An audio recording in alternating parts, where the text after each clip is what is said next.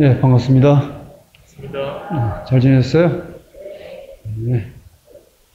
아니, 지난 본문에서 성인과 범부가 함께 살고 용과 뱀이 섞였느니라라는 말씀이 있다라는 걸 설명드렸더니 좀 자세히 설명을 해달라는, 무슨 뜻인지 모르겠다고 본문을 좀 다시 해주십사 하는 말씀이 있어서 오늘 좀 그 설명을 좀 할게요. 제가 지난 본문 때 범부와 성인이 함께 살고 용과 뱀이 섞였느냐라는 이 말씀을 드릴 이유는, 우리가 전부 함께 사는 세상인데 여러 다양한 삶의 배경을 가진 사람들이, 전혀 다른 삶의 궤적을 가지고 살아왔던 사람들이 한 곳에 모여서 이렇게 살다 보면 여러 이러저러한 일들이 있지 않겠느냐. 그래서 우리가 서로 존중하고 배려하고 화합하려는 이런 마음을 가지고 살아야 되지, 그런 마음이 없으면 굉장히 곤란하다라는 그런 뜻에서 이제 문구를 말씀을 드렸는데, 원래 범성동거 용사혼잡이라는 말은 중국의 옛날에 이제 당나라 때 문희 스님이라는 분이 계셨어요. 이 스님은 이제 보통 우리가 무착 스님 이러는데, 이 무착 스님은 나이 7살 때 출가를 했어요. 그래서 어려서부터 절에서 자라면서 공부를 쭉 했었는데, 이 무착 스님의 스승님이 누구냐? 여러분 중국 선종에 보면은 5가 7종 해가지고 몇 개의 종파가 있잖아요. 근데 그 중에 위앙종이라는 종파가 있어요. 위산 스님하고 앙산 스님이 처음 개조를 한 스님인데, 위산과 앙산 이 두 분이 함께 만든 종이 위앙종이야. 이 위앙종의 앙산 스님의 제자가 무착 스님이에요. 근데 무착 스님은 어려서부터 이렇게 출가를 해가지고 불교 공부를 열심히 해서 깨달음에 이렇게 정진을 하고 이렇게 진력을 해왔는데, 화엄에도 굉장히 밝았어요. 화엄경 있잖아요. 화엄에도 굉장히 밝고, 그래서 늘 문수보살님을 칭견하는 거를 항상 이렇게 희망사항으로, 꿈으로 가지고 있었어요. 문수보살님은 지혜의 상징이잖아요.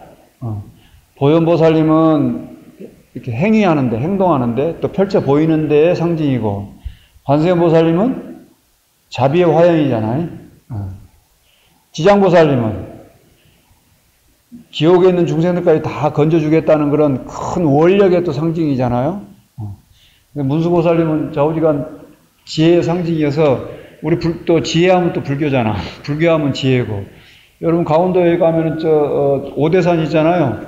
오대산 거기 가도 그 중턱쯤에 가면은 문수보살님 모셔져 있죠.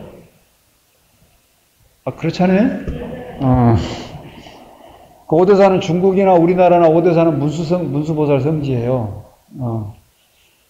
그래서 이제 요 무착 스님이 문수보살을 칭견하고자 하는 원을 가지고 북쪽에 오대산을 갔어. 이 오대산은 중국에 보면은 서북쪽에 있어요.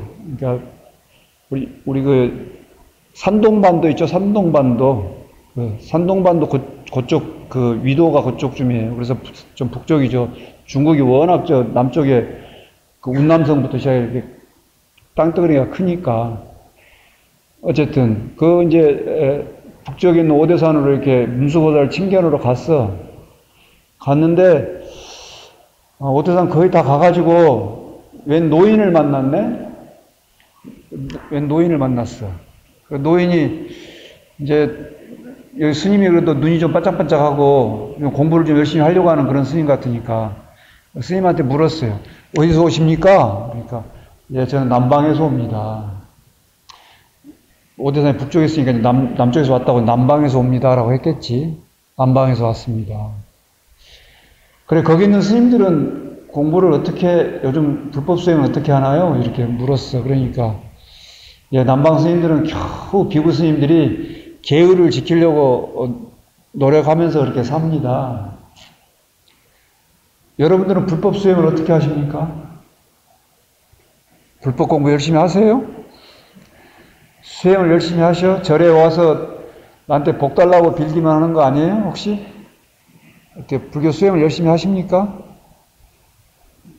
그리고 남방 스님들은 수행을 어떻게 해요? 그러니까 예, 겨우 비구 스님들이 계율을 지키려고 노력하고 있습니다. 여기서 지금 중요한 말이에요. 스님들이 무슨 뭐 어떤 수행을 한다거나 정진을 한다거나 뭐 이런 게 얘기한 게 아니고 겨우 지금 계율 지키느라고 바쁘다 그 말이에요. 어? 아, 그렇구나. 그리고 스님들은 몇 분이나 계십니까? 이랬어. 그러니까 예, 대략 한 뭐 300명 또 혹은 한 500명씩 이렇게 모여서 절들이 이렇게 모여 있을 거 아니에요. 300에서 500명씩 이렇게 모여서 공부합니다. 이제 이렇게 얘기를 했어. 우리도 보통 법회하고 나면은 오늘 몇 사람 모였어? 오늘 법회에 몇 분이나 오셨어? 이제 이렇게 묻잖아요. 똑같은 거야. 그러니까 그렇게 답을 하고 난 다음에 이 무착 스님도 이제 그 노인한테 물었어. 내가 북쪽에 처음 왔는데, 요 오대산이 처음 왔는데 여기 스님들은 공부를 어떻게 합니까? 물었어요. 그랬을 때 이제 그 대답을 한 말씀이에요. 저기 범성동거하고 용사혼잡이다 이렇게 말씀하신 거예요. 이쪽 북방에 있는 스님들은 공부를 어떻게 합니까? 라고 물으니까 성인과 범부가 함께 살고 용과 뱀이 혼잡. 혼잡이라는 것은 구별할 수 없다 그 말이에요. 이게 혼잡이라는 게 막 혼란스럽고 어지럽고 복잡하다 이런 게 아니고 완전히 하나로 버무려져 가지고 하나로 반죽이 돼 가지고 분리할 수 없다 지금 그런 말이에요. 그러는 다음에 스님이 몇 분 정도 이렇게 공부하십니까? 또 물었어. 그러니까 그 노인이 전삼삼 후삼삼입니다 이랬어. 요 전삼삼 후삼삼이라는 이 말은 벽암록 제35칙에 나올 정도로 유명한 말씀이에요. 화두 중에 하나예요. 전삼삼 후삼삼 앞도 삼삼 한 서너 명 있다고 말이에요. 앞도 삼삼 뒤도 삼삼 이 말이에요. 근데 무착스님이 뭔 말인지 모르겠어 이 말이 도대체. 그리고 대화를 하고 난 다음에 보니까 눈을 잠깐 돌리고 보니까 노인이 사라져 버렸네. 나중에 보니까 그 노인이 누구예요? 문수보살이었어. 네, 이런 얘기가 있어요. 이제 그런 얘기는 중요한 게 아니고 그 노인하고 동자가 있어가지고 뭐 반야사라는 절이 있었는데 그 절에서 그 노인하고 문답을 하고 나니까 고개를 이렇게 돌리고 나니까 반야사라는 절이 이렇게 사라졌고 노인과 저 동자도 사라졌다는 이런 얘기들은 그냥 재미로 넘어가고 그런 얘기는 할 필요 없고 여기서 중요한 거는 자 범부와 성인이 함께 살고 용과 뱀이 섞였다라는 이 말이 도대체 무슨 뜻이냐. 여러분 지금 여러분들은 저를 보고 있죠? 나도 여러분들 보잖아요? 이게 실제로 존재하는 것처럼 보이잖아요.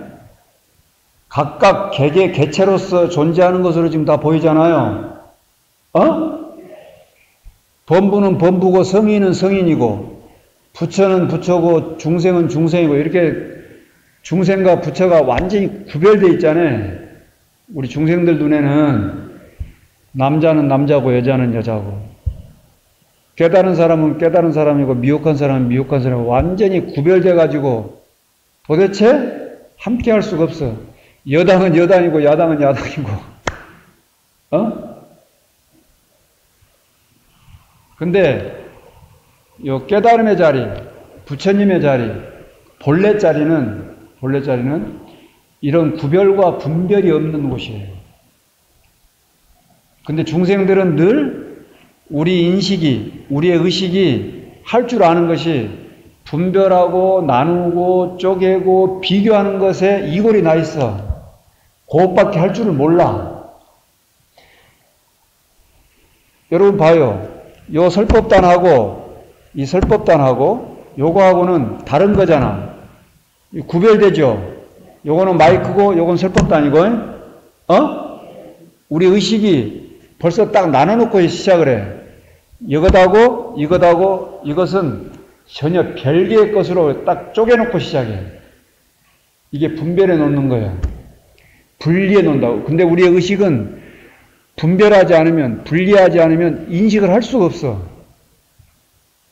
여러분이 허공을 갖다가, 허공 그 자체를 볼 수 있는 방법은 없어요. 왜? 그야말로 허공이니까.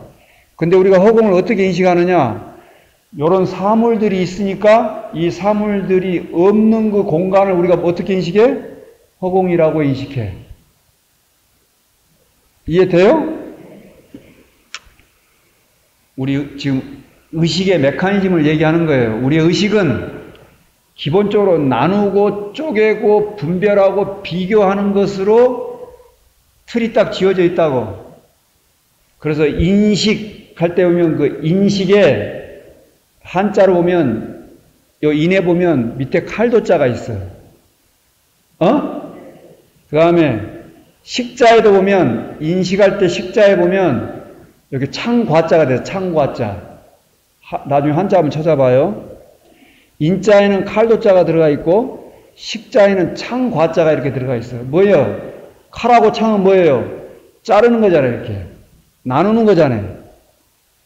알겠어요? 우리가 인식하는 방식은 뭐냐면 기본적으로 전부 분리하는 거예요. 이렇게 나누는 거예요. 여기와 저기, 높고 낮은 것, 설법단과 마이크, 나와 너. 이걸 좀 더 들어가면 깨달음과 미혹함, 부처와 중생, 범부와 성인, 옳은 것과 그른 것, 바른 것과 바르지 않은 것, 이제 선과 악, 영원한 것과 영원하지 않은 것, 이렇게 끊임없이 나눠. 이렇게 나누어야 비로소 인식이 가능해. 우리 인식의 틀을 아시겠어요? 우리가 이렇게 틀 지어져 있는 거예요. 근데 범부와 성인이 동거한다 했잖아요. 함께 있다, 함께. 아까 혼잡은 완전히 반죽돼 있어가지고 나눌 수 없다 그랬죠? 동거도 나눌 수 없다는 뜻이야.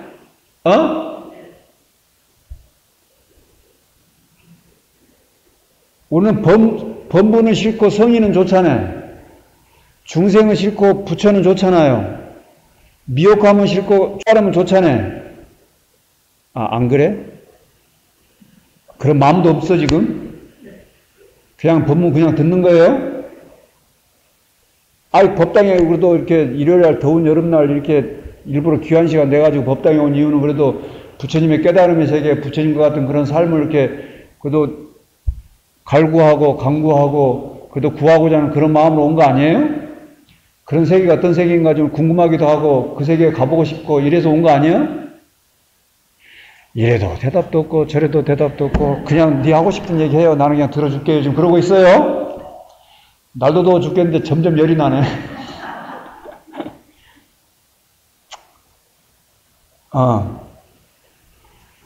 이렇게 나눠놓고 생각하는 게 우리 마음에, 우리의 인식의 근본 틀인데, 그 깨달음의 세계에 있는, 아까 그 문수보살의 지혜의 눈으로 보면, 범부와 성인이라는 말이 있긴 한데, 범부와 성인이 함께 있어. 요거는, 범부는 싫고, 성인은 좋고, 이런 관념이 아예 없는 거예요. 용은 좋고 뱀은 싫잖아요. 아니, 생각해봐. 여기 지금 용이 엄청나게 많죠? 용 보여, 안 보여, 여기? 만약에 용도 좋고 뱀도 좋다면 뱀을 그려놨지 뭐하러 용을 그려놨대? 그렇지. 용은 좋고 뱀은 싫으니까 용만 그려놨을 거 아니에요. 근데 완전히 믹서돼가지고 여기는 좋고 싫은 게 있어 없어? 좋고 싫은 게 있어요, 없어요? 없어요. 용사 혼잡이요. 용하고 뱀이 완전히 섞여서 하나로 되어 있다 그 말이에요. 여기에는 좋고 싫음이 있는 게 아니에요. 여기는 옳고 그름이 있는 게 아니에요. 여기는 맞고 틀림이 있는 세계가 아니에요. 여기는 이롭고 해로운 게 있는 게 아니고 맞고 틀린 게 있는 게 아니에요. 그냥 용은 용대로, 뱀은 뱀대로 그 자체로 온전해. 범부는 범부대로, 성인은 성인대로 그 자체로 온전해. 온전하다고. 성인은 맞고 범부는 틀렸어. 이런 게 아니라고. 그거는 중생들의 문서에만 있는 얘기예요. 부처님의 세계는 중생은 중생대로, 성인은 성인대로 그 자체로 온전해. 중생이 부처가 되려고 중생을 버리고 부처로 갈 필요도 없고, 범부는 뭔가 부족하고 어리석고 못나고 이런 존재여서 완전하고 성숙되고 위대한 그런 성인으로 가려고 그런 마음을 가질 필요가 없어. 그렇게 가려고 하는 그 마음이야말로 중생들의 마음이다 그 말이야. 이해돼요? 너희들이 지금 끊임없이 중생에서 부처로, 범부에서 성인으로, 뱀에서 용으로, 개천에서 용 난다고 그러지 개천에서 뱀 난다고 그러나? 뱀에서 용으로 끊임없이 그렇게 분별하고 나누고 쪼개고 비교하고 이런 마음을 가지고 끊임없이 그렇게 가려고 하는 그 마음이야말로 너희들을 힘들게 하고 괴롭게 하고 번뇌 시달리게 하고 중생에 머무르게 하는 그 마음이다. 그 마음으로부터 놓여나라. 그 마음으로부터 벗어나라 지금 고얘기 하는 거예요. 그래서 부처님의 세계는, 깨달음의 세계는 지혜의 눈이 밝아지면 범분이 성인이 이런 말조차도 붙을 때가 없어. 나중에 가면. 지금 범부와 성인이 함께 산다 이 말도 무착 스님이 못 알아먹으니까 갑자기 얘기하면 못 알아먹을 것 같으니까 범부와 성인이 함께 살고 용과 뱀이 섞였느니라 이렇게 얘기했지. 나중에 한 걸음 더 깊이 들어가면 성인이라는 것도 범부라는 것도 용이라는 것도 뱀이라는 것도 이런 것 자체가 아예 붙을 자리가 없어요. 아니 일체 모든 것이 인연으로 말미암아 있는 것은 꿈과 같고 환과 같고 그림자 같은 것인데, 그림자가 용이면 어떻고 뱀이면 어떻고 성인이면 어떻고 중생이면 어때요? 여러분, 성인 그림자가 좋아요? 중생 그림자가 좋아요? 대답해봐. 용인 그림자가 좋아요? 뱀인 그림자가 좋아요? 나무 관세음 보살 전부 다 그림자일 뿐인데 그게 무슨 용이면 어떻고 뱀이면 어떻고 성인이면 어떻고 범부면 어때요? 그렇지만 중생들을 구제하기 위해서, 중생들을 제접하기 위해서, 중생들에게 방편을 베풀기 위해서 성인을 쓸 때는 성인을 쓰고, 범부의 모습을 나타낼 때는 범부의 모습을 나타내고, 용을 드러내 보일 때는 용을 드러내 보이고, 뱀이 방편으로서 정말 유용하다면 또 뱀으로서도 모습을 나타내고, 이렇게 하는 거 아니야? 그러는 거예요. 그래, 거기 대중들은 어떤 공부를 하고 있습니까? 이렇게 얘기하니까, 예, 비구 스님들이 겨우 계율이나 지키고 이렇게 계율을 지키려고 노력하고 있습니다. 이렇게 대답한 게 말이요, 계정해 사막이잖아요. 계정해 사막도 설명을 또 해야 돼. 계율을 거의 지킵니다. 이 말은 처음 이제 공부를 막 시작하는 단계란 말이에요. 시작하는 단계 정도. 겨우 계율을 지키면서 정을 닦고 삼매를 닦고 그리고 지혜를 밝히는 이런 공부들을 하고 있는데, 나중에 가면 요 범부와 성인이 함께 사는 그 경지로 오면 사막이 붙을 자리가 없어. 계정의 사막을 닦을래야 닦을 놈이 없고 닦을 주제자가 없어요. 그리고 닦을 바 계정의 사막도 없어. 그래서 더 이상 이제 사막에 머무를 일이 없는 거예요.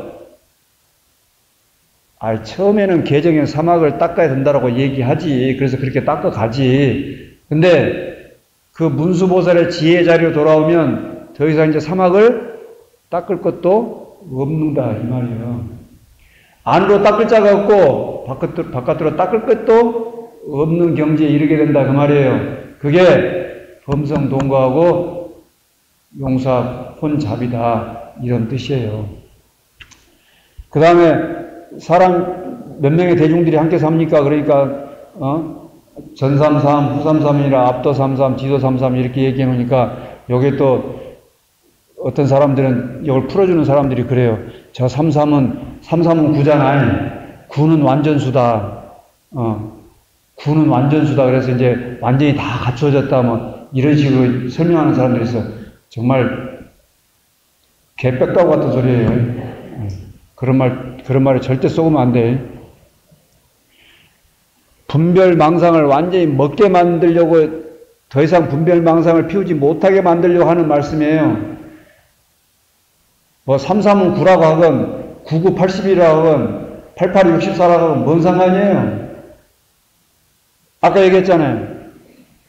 성인도 성인으로서의 주제자라고 할 만한 게 없고 실체가 없고 범부도 범부로서 실체가 없고 용도 용으로서 뱀도 뱀으로서 실체가 없다면 이것이 온통 여러분 그림자 10개하고 10개를 곱해놓으면 몇 개겠어? 너무 숫자가 컸나? 그림자 3개하고 그림자 3개를 곱해놓으면 그림자 몇 개예요? 그림자가 9개예요? 그림자 1개하고 그림자 1개를 둘이 합했어. 몇 개예요? 나무 관세음보살. 뭐 그림자였다가 하나니 둘이니 이런 말이 붙을 때가 어디가 있어요? 그림자 3개하고 3개를 곱해봐야 그림자지. 그게 33이라고 그러건 99라고 그러건 77이라고 그러건 뭔 상관이냐고. 근데 거기다 대고 또 다 푼다니까 또 9, 33은 9니까 9는 완전수고 완전수는 또 어떻고 저떻고 이렇게 붙이고 있어요. 정말 끊임없이 망상을 피우고 있는 그런 짓거리들만 하고 있어요. 지금 내가 이렇게 설명하는 것도 이것도 지금 분별해서 지금 설명해 주고 있는 거죠. 내 말에 쏘으면 안 돼요. 내 말에 절대 쏘으면 안 돼. 이것도 지금 분별해서 지금 여러분들이 이해를 돕기 위해서 지금 설명하고 있는 거예요. 근데 이해하는 것으로 멈춰버리면 끝꽝이다 그 말이에요. 그림자가 이해하면 어떻고 이해 못하면 어떻겠어요? 뭔 상관이에요? 내 말 이해됩니까? 무착 스님이 범부와 성인, 나는 분명히 부처가 되고 싶고 나는 성인이 되고 싶고 나는 깨달음의 자리에 가고 싶고 이런데 갑자기 함께 살고 혼잡해 있다고 그래요. 그리고 300명, 500명 이렇게 지금 여기도 지금 하나, 둘, 셋, 넷 이렇게 지금 이렇게 분명히 있잖아요. 마음이 뜻이 경계에 가 있다 그 말이에요 지금. 지 근본 마음으로 돌아오지 못하고 전부 경계로 가 있어. 그 경계가 전부 다 실제예요.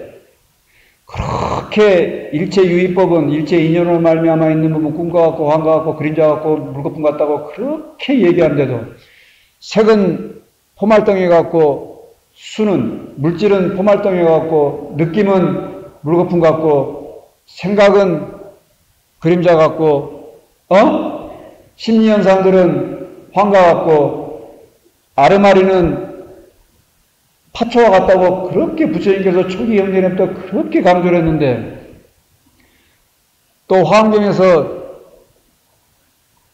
10인품 제가 말씀드렸잖아요. 10인품 무생이고 생함이 없고 전부 여영인, 여환인, 여여민 마지막에 여공인 전부 다 허공과 같다고 일체가 다 실체라고 할 만한 것이 없어서 꿈과 같고 환과 같고 그림자 같고 메아리 같다라고 이렇게 끊임없이 허공과 같음을 그렇게 얘기했는데 이 무착 스님은 경계에만 뜻이 가 있어. 그래서 여기 보이는 것들이 300명 혹은 400명 이렇게 하나 둘 셋 넷 이렇게 그게 실체이냐 마음이 이렇게 전부 바깥으로 가 있다 그 말이에요.